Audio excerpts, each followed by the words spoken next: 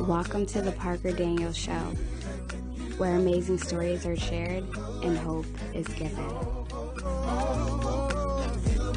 the Parker Daniels Show, where we make changes, no excuses is the motto. Yeah, I know how to support them. How blind people learn martial arts. Before I start, y'all make sure, and I really mean this from the bottom of my heart, please make sure to share, like, and subscribe. And if you don't like the video, share it anyway. Maybe somebody else will. Today, we are speaking with none other than Johnny Tai, a young man who learned self-defense techniques at a young age. He's going to talk to us about what prompted him to get into martial arts and talk a little bit about how it has helped him as a blind person and what have you, and a little bit of other things as well. So without further delay, because I am anxious to get this thing started right now, let's welcome Johnny to the show. Welcome. Thank you. It's a pleasure to be here. Took us a bit to set up and get to this point, and it's good to get the show on the road. Okay, Johnny. Give us a brief history of how you lost your sight, if you may. So I was born totally sighted and no problem at all, and everything just went to hell when I was 3 years old, when I contracted the Stevens-Johnson syndrome. That a lot of details to go into, so we're not going to go into depth on Stevens-Johnson here, but if you want to Google it, that's Steven, S-T-E-V-E-N, and then Johnson, Johnsons syndrome.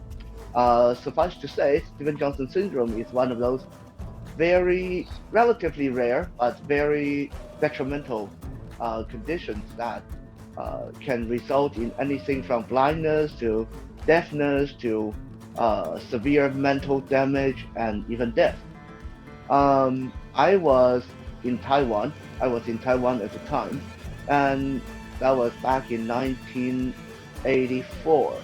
So the medical wasn't very good at the time. I was very, very fortunate to have survived that. But it did take away eyesight in both of my eyes, and I'm totally deaf in my right ear. In addition to that, the disease also left me very weak as a child. All the way up until puberty, I was scrawny and sickly. My own mother used to tell people that I looked like a kid from Ethiopia. That's how sickly I was. Yeah. So it was a very stressful condition to have. Luckily, that when I hit my puberty, I had a growth burst, and so I was managed to get out of that and get into fitness and powerlifting, bodybuilding, and stuff like that when I was a teenager to kind of bring my own physical back online. But yeah, looking at me now, people would have a hard time understanding or believing how small I was as a kid. Okay. Now, getting back to the stressful situation, because I want to touch on something that is very important, and it's basically facing a lot of kids in the schools today, and they're getting this happening to them, or even over the internet. You stated that you were bullied in another interview that I heard. You had mentioned that you were being bullied, and did this have anything to do with why you were teased or anything of that nature? Actually, I always want to clear that one out, because the other interview said I was bullied. In actuality, I was never quite bullied exactly. I grew up as a weak child from a very posh, very rich family. So I was very spoiled. I was a kid who was weak but had a definite attitude problem. So I wasn't as much as bullied as when I was little. I got into trouble with people because of being so small and being so mouthy, uh, and being so uppity about things. Um, so uh, to my parents, that created a problem because uh, they, my parents decided that I was small, I was weak, I was blind, and partially deaf. How would I even defend myself if someone did decide to take issue with me in school? Okay. Um, my brothers, they were encouraged to play sports, soccer, basketball, but I couldn't do any of that. My parents didn't think I could do any of that, so they thought, well, martial arts seemed to be the only option. So your parents put you in martial arts? Yeah, when I was like 8.5 years old, my parents basically said, we hired this guy, he's teaching you Taekwondo, and you're going to do everything he said. Oh, And yeah, basically, I didn't have a choice. My parents was that kind of parents. That you're one going to of do question. this, and that's that. Yes, definitely obey them. I'm quite sure it has paid off. But before we get deeper into that, uh, give the audience a little bit about the understanding of the different types of self-defense techniques, and briefly just run over a few of them, like martial arts, taekwondo. What are the differences? So a lot of people asked this question before. Um, what is the difference between uh, self-defense and martial art? Because I usually advertise myself as a self-defense instructor.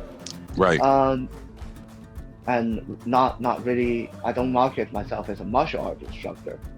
Uh, the difference the difference between self-defense and martial art is, the best I can put it, is the difference between being a French chef and being someone who can cook good enough so you can survive. Okay. Being a you can you can be a French chef. You know all the fancy dishes. You need all the fancy ingredients. That's martial art. You need all Mm-hmm. the trimming, the desserts, the sauce, the right temperature, the right amount of heat or cold or this and that. Mm-hmm. That's martial art. In self-defense, it's still cooking, but all I need is a few ingredients, and you give me a place to make a fire, and I can cook you a meal that helps you survive. More of a That generic, more on like a generic term type thing, right? Yeah, Okay. yeah, it's a more focused self-defense. Any martial art has the potential to be used as self-defense. But Gotcha. self-defense is a very focused niche of martial art practice. Okay. And Um, you mentioned Now, taekwondo. you talk about various different martial art or self-defense uh, styles and stuff like that. Uh, they all focus on different movements, different syllabus, different techniques, and different goals. For example, now right beside me here, I have my training dummy. I don't have a practicing partner today, so Mm. right beside me, I have my training dummy. Is a full-size human torso, head and torso, standing punching bag. This thing weighs about 300 pounds. Mm-hmm. Um, it's good for practicing a lot of moves on.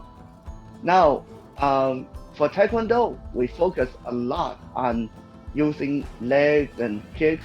A lot of people today watch the Olympic Taekwondo, and they are expecting really high, fancy kicks to the torso, high kick to the chest, high kick to the chest, this kind of thing.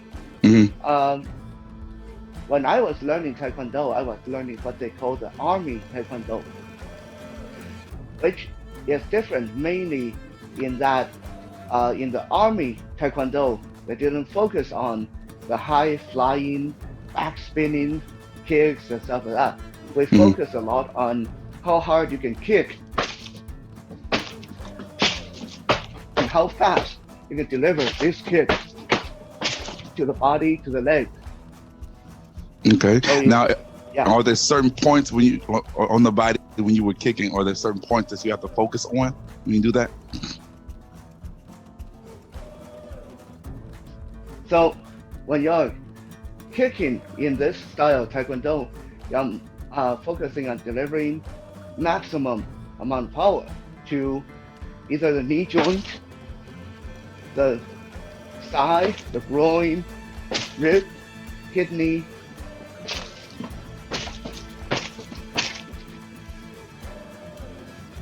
Okay. Yeah. Okay. Now that's Taekwondo. A lot of leg work, a lot of kicks. Now, of course, a lot of people heard about karate. Right. Karate is a little bit different. Karate focus on the hand. In karate, you're making your two hands, your fist, into weapons. In karate, there's less fancy kicks, but more going in, chop to the body, chop to the neck, elbow, punch, punch, punch, punch, stepping around, hammer to the face, hammer to the fist, hammer to the rib, kidney, liver, a lot of handwork. Okay. So with karate, yeah, I like what you just said. It's like a lot of handwork, but it's also focusing on certain parts of the body when you use your hands and what have you. In karate, you are focusing on a lot in the torso, in the chest, in the solar plexus, in the kidney, in the liver, in the short ribs. They don't focus as much on attacking someone's head because in karate, that generally viewed as not polite, not respectable to smash someone in the face. Of course, in self-defense, we don't worry about that. In Right. self-defense, if we can get the face, we get the face. Right. That's what I'm gonna say. So that's interesting. Now, as a totally blind person, as you said that you are, how difficult is it to learn these different techniques from karate to martial arts to taekwondo or whatever it is that you specialize in? Now, I've been involved with a lot of different martial arts, and every one of them present their own set of challenge. But if you're blind, range and distance is your enemy. So something like Taekwondo that require precision from kicking distance is harder than say something like karate, where you are closer in arm and punching distance. And then of course something like judo, where you just go upright and grab the person and throw, you grab the person, throw. That's a lot easier for a blind person because you're right there, close to the person's body. So I think for most blind people, the more range that's involved, the harder it gets. That's why Taekwondo and boxing and kickboxing become difficult for blind individuals. So, as a blind person who knows how to use these different techniques, and you say that is difficult, how how effective will it be if they're not able to get close upon their opponent? I mean, it's not so often that a person would allow you to, whether you can see it or not, will allow you to get up on them so that you can use the different techniques. So how is it that they're able to defend themselves with the techniques that they use, if you understand? So what is most important, and this is not just for blind people, this is for people in the wheelchair, people who are sighted, people who might be weaker than others. It's always important to remember your biggest weapon is not your arms, it's not your legs. Your best weapon is not a knife in your pocket. Your best weapon is right between your ear, your brain. That's what made us the apex predator today. Not our hands, not our feet. It's what we can do with our brain. So even though some techniques are harder to do when you are blind and you may not exactly know where your opponents are, Right. you can also always try to figure out of way to get them where you want them to be. Um, a quick example of me doing that is, let's say I'm too far away from my target, and I'm trying to do a taekwondo kick, uh, and I'm missing. Mm-hmm. Now, rather than just coming back to ground zero when I miss a kick, which Mm-hmm. would defeat the purpose, because as soon as I put my foot down, the other person most likely will jump in and try to hit me. Right. So what I do in this case is, with my kick, okay, I missed, I step forward rather than stepping back to ground zero.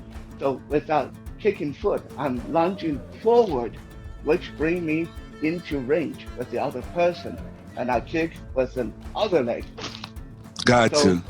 rather than hitting with my first kick, I'm kicking, stepping forward, and kicking with the other leg. So And you say you move towards that person. So that yeah, allows him not to give him a chance to even try to, maneuver any other way. So, and that's kind of unexpected on him, because he probably wouldn't think that you would be moving towards him, right? yeah. There's a lot Okay. of, I talked to a lot of blind people who got into fight before, and they talk about wait for the person to come to you. Not a good idea, because if you stand there like a statue, that person can think of 100 ways of hitting you. They can stand back and look, they're going to kick you in the groin, they're going to punch you in the face. Mm-hmm. You're not going, they're going to see, they can stand back and look and see where your hands are, Mm-hmm. how you're standing, and they can even come at you from the side. But if you are constantly moving towards Right. them, you're forcing them to defend themselves, so they won't have Right. time to sit there and plan. That makes sense. That makes a great sense. Now, since you've been learning these different self-defense techniques just off the cuff, have you ever had to actually use them on anyone outside of just the ring? I did.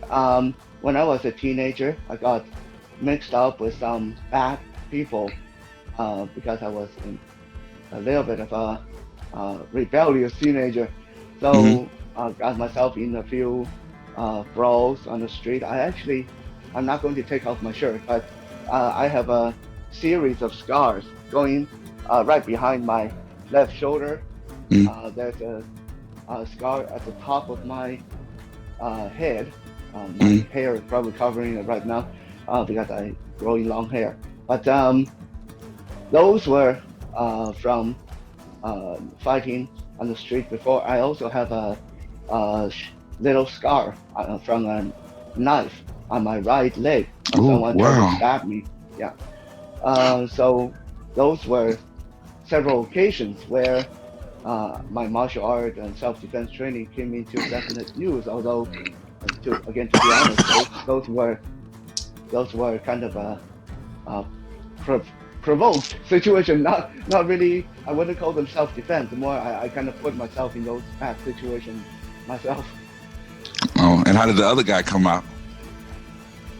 Um, the time when they gave me the scar on the back of my shoulder and top of my head, they definitely fared better than I did that time. I ended Me up, too. I woke up in the hospital and didn't even know what they hit me with. But Oh, the time when the guy tried to stab me in the leg, that time I was so fortunate that one of my friends called out that he watch out for the knife, and I was able to bring out my knee, and so his knife grazed the side of my knee rather than going into my stomach or my top of my side. oh my God. I was able to uh, wrestle the knife away from him and smash him through a window. And it wasn't until we were leaving that I realized how bad my leg was bleeding. I didn't even feel myself getting stabbed that time. Oh, wow. Now, are there any tournaments that you have participated in over the years? In 2013, I got a gold medal from the Tiger Bomb International Championship, and then a silver medal for Canada in the Tefesa World Martial Arts Championship. And what about now? Are you planning on And participating? nowadays, most of the time, I am in a teaching role, and I still take part in little localized in-house tournaments and stuff like that. But uh, fighting in big tournaments has gotten to the point where it was actually too much money to really be worth it. I mean, once you already got a medal from a world championship, there's not much more you can go for. Oh, It, okay. yeah. So it became pointless to keep spending thousands of dollars to go into those tournaments. Okay. So now you say you're just doing you're teaching others. Are you teaching blind people or sighted people? Most of my students are sighted. I have students studying with me who are police officers. One of my students is security at personnel at the local airport. One of my students is a bouncer at a nightclub. But I have a side project we call Night Strike Self Defense for the Blind, where I bring blind people together and we train together. We share knowledge in different self-defense and martial art experience, and just generally get together, have fun, and learn some self-defense and get fit. Okay. Now the sighted people that you teach, how receptive are they? I'm sorry. As far as you being able to teach them, are they willing to learn, were they a bit apprehensive at any time and said, "Well, he's blind. How can he teach me?" How were they in the beginning? This is something that used to be a problem for me before I got onto the internet and start making videos. For anyone who are interested to see the videos, just go to johnnytiger.com and you'll find all my materials there. But prior to that, it was a hard struggle. Even some of my own best friends would say, "Well, why would sighted people want to learn from you? But you're blind. What do they have to learn from you?" It was really hurtful, really discouraging. Uh, but ever since I got onto the internet and start putting videos and demonstrations out there, that no longer is a problem. So that's something I want to bring out for any blind individual that want to go into this field, self-defense, martial art, or any other field that you have that may be visible. You need to make videos. You need to go on YouTube, go on Facebook, uh, do do it where people can see you doing it, because we live in a very visual world where people are usually only convinced if they can see it on the screen. So no matter how good a martial artist you are, no matter how good a guitar player you are, no matter how good you are at juggling, if you're blind, you need to put it out there where people can see it. That's a great point, and I really can, I was going to ask you something of that nature, but you've summed it all up in those particular words, and I think that that's very important as we conclude. Give them the place where they can find your videos again.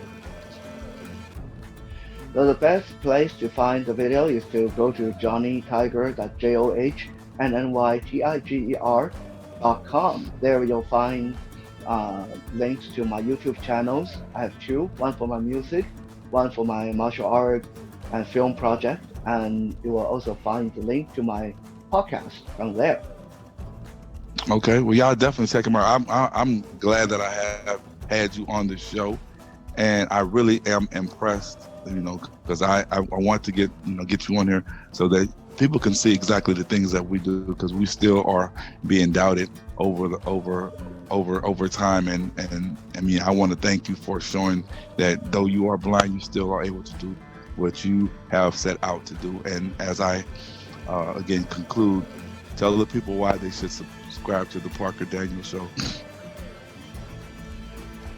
Thank you, and definitely good thing for you to be showcasing us and give up the good work.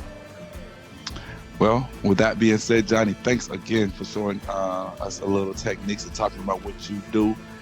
And again, you all, please share please hit that like button. Please give me some thumbs up, you know what I'm saying? So that we can get this thing jumping and get it out to people who need to see exactly what's going on. So with that being said, Johnny, again, thanks for coming on. And anytime you want to come back on, you let me know, okay? Okay, thank you. Yes, I am hopeful for today. Take